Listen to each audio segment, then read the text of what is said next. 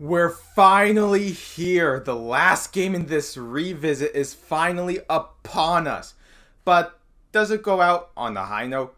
I mean, after playing through the good, the bad, and the adventure, I'm quite terrified of this one. So, let's wrap up this revisit to the original Castlevania timeline.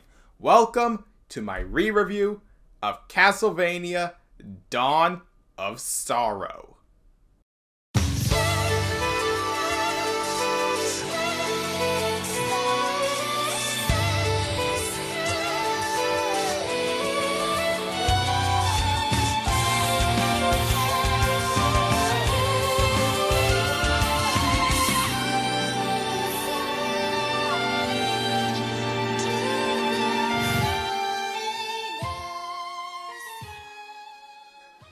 Enjoy the show.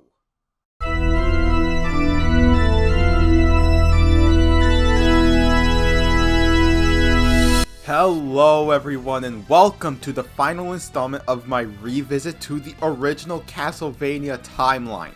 For the finale, we have Castlevania Dawn of Sorrow. Dawn of Sorrow is a 2D Metroidvania released for the Nintendo DS in October of 2005. Same year as this piece of shit. It's also a direct sequel to the previous game I looked at, Aria of Sorrow. Now, this is canonically the last game in the original timeline before Konami decided to reboot the series with their honestly pretty alright Lords of Shadow trilogy, but that's going to be saved for next time. Now, here's the question. Is Dawn of Sorrow any good? And is this something I can recommend to you? Let's find out.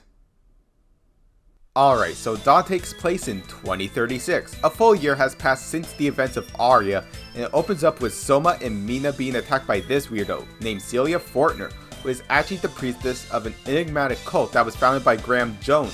Celia's main goal is to kill Soma and revive the dark powers of Dracula sleeping within him as a bit of payback for Soma's donation of his destiny back in the previous game.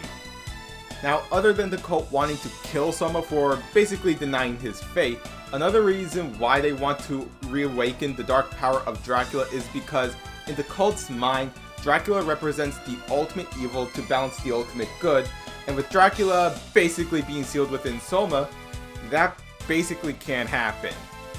But instead of running from this new threat and against the returning Arikado's warnings, Soma decides to confront the cult and eventually discovers a castle and monsters similar to those once owned by Dracula. We also meet with the returning Yoko Belnades and Julius Belmont before meeting up with Celia again, who is accompanied by two men, Dmitry Blinov and Dario Bossi, whose roles are called Dark Lord candidates if they can destroy Soma.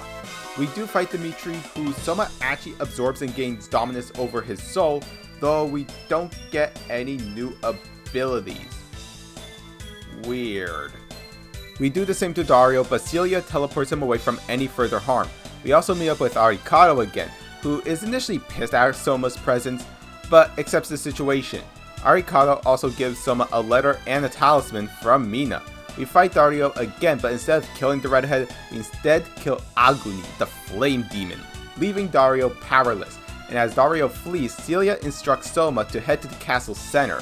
And once we're there, we see that Mina is hung up, almost like Lisa in Symphony of the Night. Celia kills Mina in front of Soma, and here's where one of two things can actually happen. If you have the talisman, the game continues as normal, with Arikado saying that the Mina Celia has killed is a fake. But Dimitri's soul leaves Soma, and Celia and Dimitri leave so that this asshole can get dominance over powerful demon souls. If you don't have the talisman equipped, well, Soma gives into the darkness and kills Celia and becomes the Dark Lord. This unlocks a new version of Julius mode. Instead of just having the same plot as the main game, the plot this time is that Julius must kill Soma, alluding to the promise Julius made to the white-haired pretty boy back in Aria. But Julius isn't doing this alone because we finally have the return of the partner system from Castlevania 3. With the exclusion of a Grant. But let's be real here, nobody likes Grant in the American version. Julius is accompanied by Yoko and Arikado, now resuming his true form, and now goes by Alucard. I'll go into their different styles of gameplay when I go over the gameplay. Anyways, back to the main plot. Soma and Arikado chase Celia and Dimitri into the castle basement, where it's revealed that Dimitri used Celia as a sacrifice, seals away Arikado's power, and engage in battle with Soma. However, Dimitri's soul cannot bear the strain of controlling all the demons he has absorbed, and... oh god! I don't know which one looks more disgusting. This, or the forgotten one all the way back in Lament of Innocence. Basically, Dimitri transforms into this eldritch abomination called Menace. Soma kills Menace, and Soma and Arikado flee the castle. Soma laments on how he feels like the events of the game are kind of his fault, which...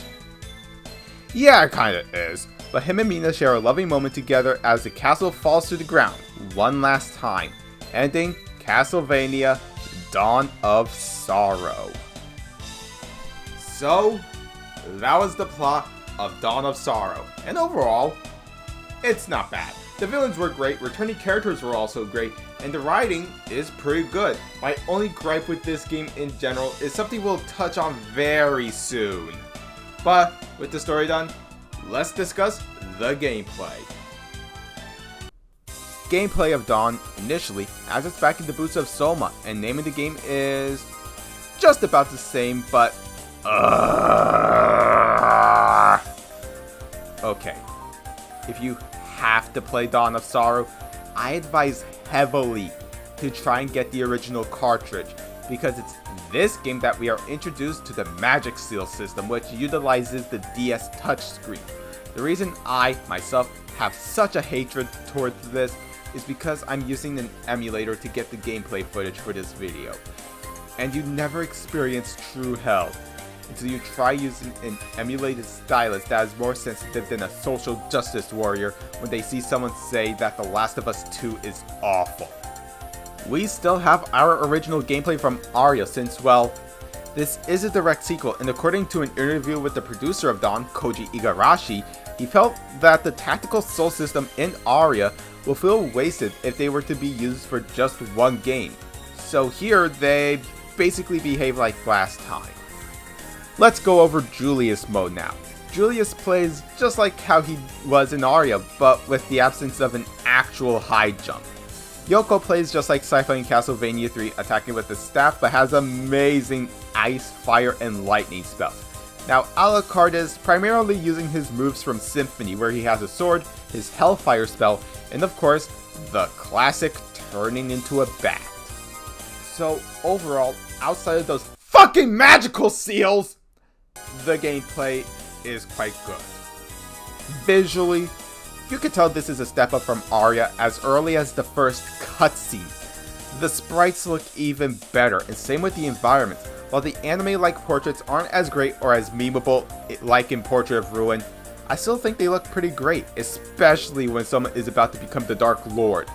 I actually prefer Yoko's character portrait in this game as opposed to her Aria portrait. Who knows, maybe it's because I watched a lot of anime, so maybe I'm just more used to this style. Now, much like with Portrait, if you stay on the main menu for long enough, you get this really cool looking scene of Soma fighting all sorts of monsters, and it's presented in this really amazing, high production quality anime style you'd expect from, well, an actual anime. OST, it's also pretty great. I can only count 2 remix classic tracks, those being Vampire Killer and Bloody Tears. But that doesn't mean that the original tracks are bad, far from it. Cross of the Blue Moon, Echoes of Darkness, Pitch Black Intrusion, and Dracula's Tears are all really amazing sounding tracks. Now, let's recap. I think the story is pretty good. Gameplay is basically brought down a few pegs because of the Magic Seal system. Visually, it's really amazing, and OST is just so damn great to listen to.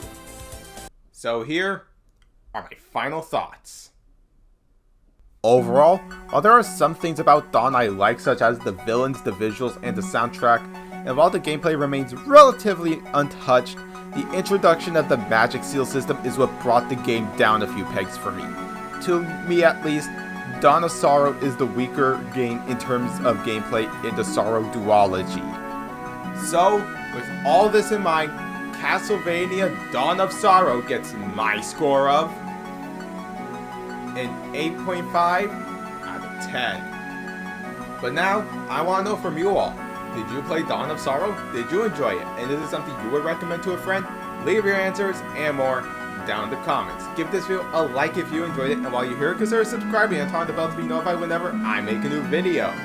This ends this revisit through the Castlevania timeline. We went from trying to save the woman Leon loved but has to end up sacrificing, to now the soul of Dracula resting within Soma almost 950 years later. Now, before you ask, I am aware of the novel Akumazo Dracula Kabuchi no Su... I'm most likely gonna mispronounce this name, so forgive me here.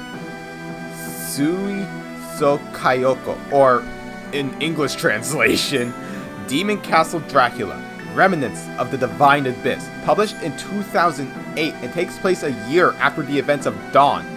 But no, I'm not taking a look at the novel since there is no official English release as of now. Then again, it has been over 10 years since this novel came out. Now, this brings up another question. Will I take a second look at the Lords of Shadow trilogy? Maybe.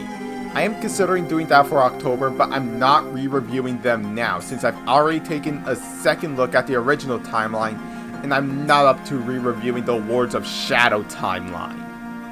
But anyways, I've been Horror Kid, and I will see you all in the next video. Take care, everybody.